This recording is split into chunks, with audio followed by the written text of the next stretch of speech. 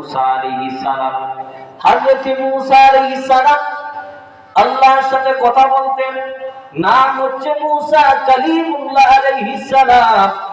মুসা কালিমুল্লাহ আল্লাহ তাআলা বলেন, আয় আল্লাহ তাআলা, আমি জানতে চাই, চিনতে চাই ওই ব্যক্তিরে, আমার জামানায় সবচেয়ে গুনাহগার ব্যক্তিকে আমি তারে দেখতে চাই। আল্লাহ তাআলা মুসা আলাইহিস সালাম কে বললেন, হে মুসা, তিন রাস্তার মুখের মধ্যে দাঁড়ায় থাকো, যে ব্যক্তির সাথে তোমার প্রথম সাক্ষাৎ হয়ে যাবে ওই ব্যক্তি হবে সবচেয়ে বড় নাফরমান বান্দা।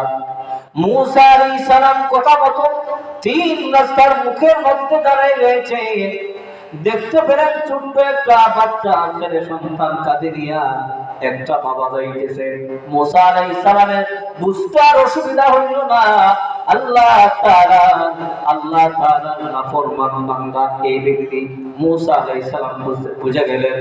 এবার মুসা আলাইহিস সালাম বিকাল যখন হলো, আল্লাহ তাআলার দরবারে দরখাস্ত দেয়, আয় আল্লাহ তাআলা, সকালবেলা সবচাইতে নাফরমানের সাথে আমার সাক্ষাৎ ঘটায় দিলাম, আমি এবার দেখতে চাই বিকালবেলা আপনার এই জমিনের মধ্যে সবচাইতে আপনার নেককার বান্দাকে আমি তার একটু দেখতে চাই।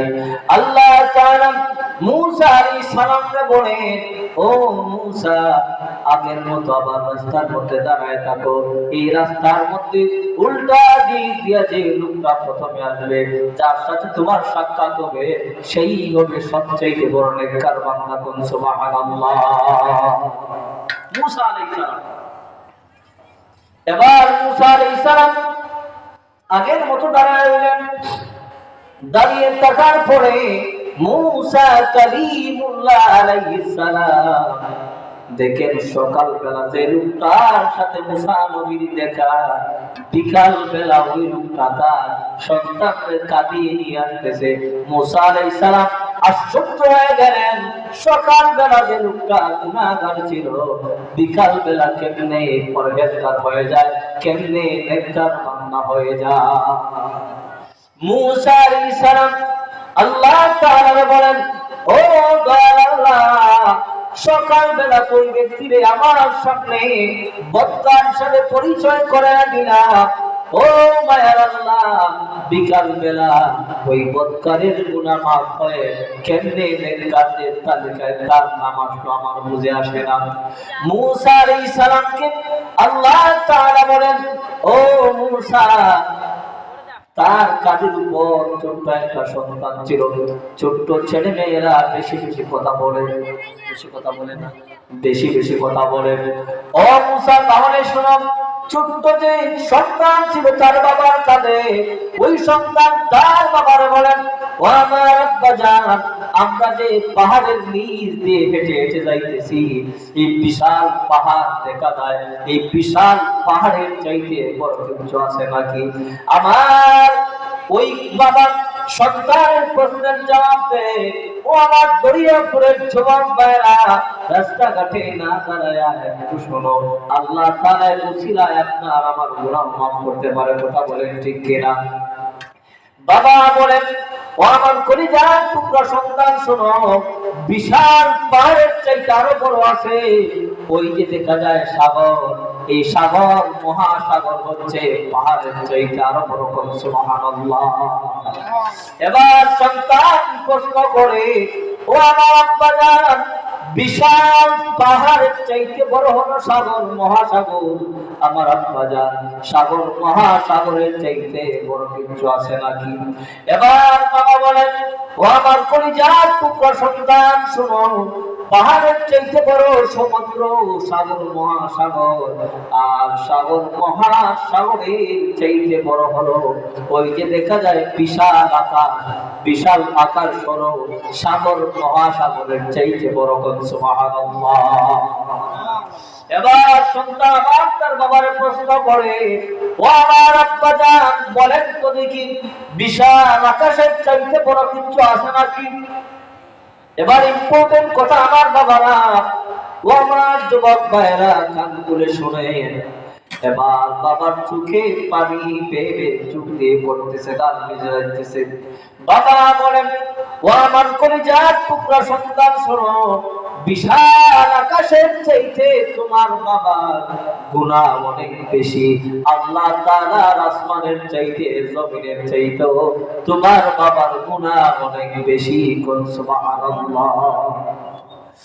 এবার সন্তান বলেন, ও আমার কলিজার টুকরা বাজার, তোমার গুনার চাইতে বড় কিছু আছে নাকি? সন্তান, ছোট্ট সন্তান গুনাহ তো বুঝে না।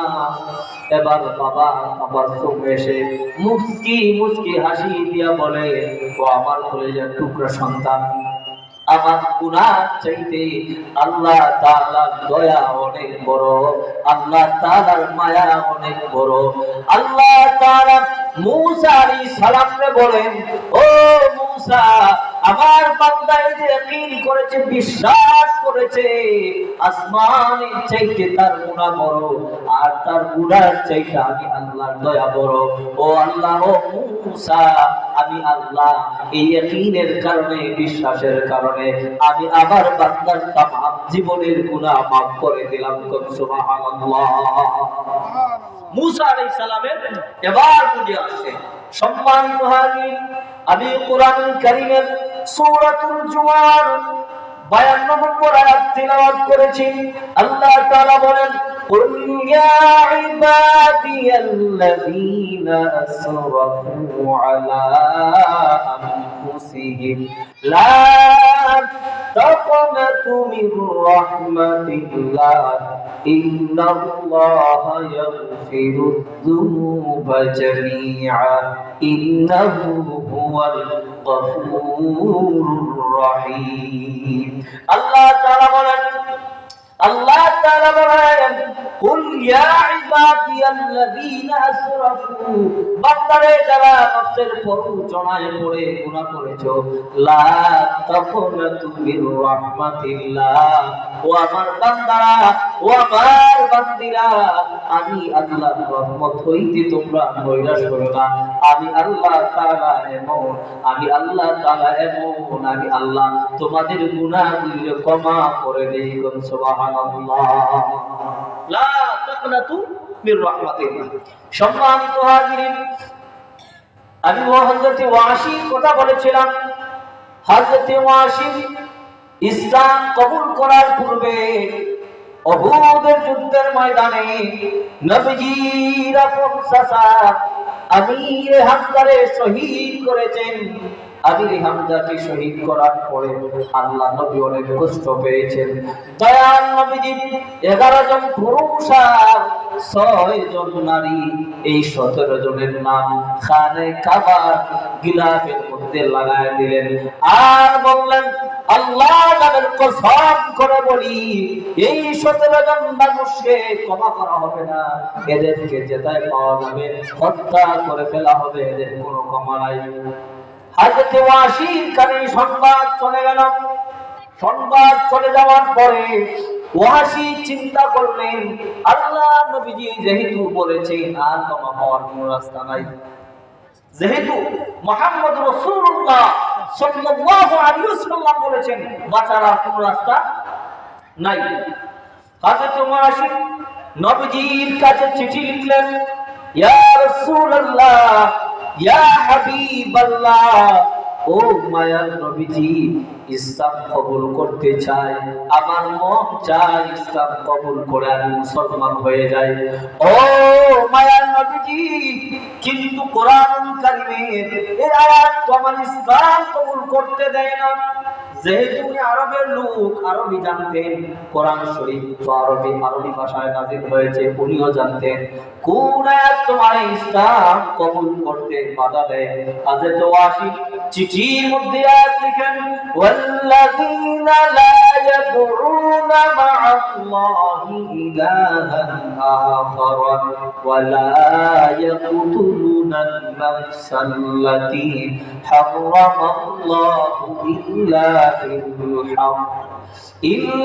بالحق ولا يزنون ومن يفعل ذلك يلقى أثاما। আল্লাহ তাআলা এই আয়াতের মধ্যে বলেন ওয়াল্লাযীনা লা ইয়াদউনা মা'আল্লাহি ইলাহান আখার, যারা আল্লাহর সাথে কাউকে শরীক করে না, যারা আল্লাহর সাথে কাউকে শরীক করে না। ওয়ালা ইয়াকতুলুনান নাফসাল্লাতী হারামাল্লাহ, আর যারা মানুষকে হত্যা করে না বিনা কারণে মানুষকে হত্যা করে না। আর যারা ওয়ামান ইয়াফআল যালিকা ইয়ালকা আসামা, আর যারা জিনা ব্যভিচার করে না, এই তিন দল মানুষ তিনটা গুনাহ যারা করে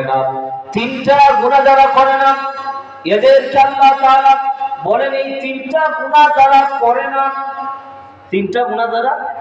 না আর যারা এই তিনটা গুনাহ করবে তাদের বিষয়ে বলেন ওয়ামান ইয়াফআল যালিকা ইয়ালকা আসামা, যারা এই কাজগুলো করবে এদেরকে আসামা নামক দুজকের মধ্যে রাখা হবে।